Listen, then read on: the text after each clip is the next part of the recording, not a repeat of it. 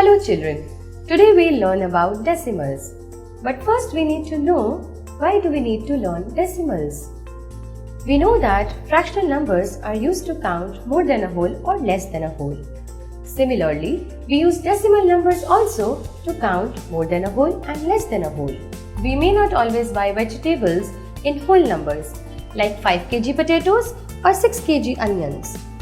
We may land up buying 5.6 kg potatoes or 6.3 kg onions.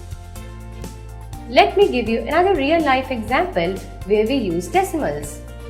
When we use GPS for navigation, we use decimals. When we say, in 100 meters, take right, then go 1.7 kilometers straight to reach your destination. So why do we put a point in a decimal number? We put a point in a decimal number to separate wholes and parts. On the left side of the decimal number, we represent ordinary whole number. On the right side of the decimal number, we represent the fractional part of a number. We use this block to represent a whole. When we cut this whole into 10 equal parts, we get 10 such plates.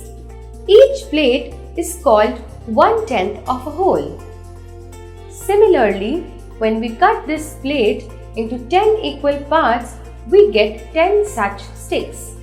Each stick is called 1/100 of a whole.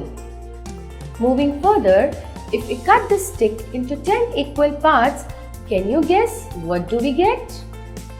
Yes, we'll get 10 such cubes. Each cube is called 1000. Now, let us read this number.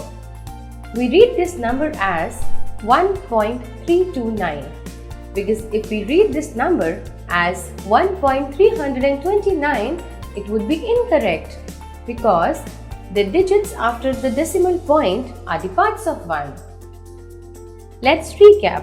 We use decimal numbers to count more than a whole number or less than a whole number.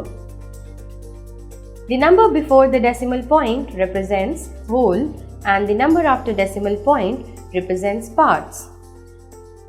The decimal point or the dot is the separator between whole numbers and fractional parts.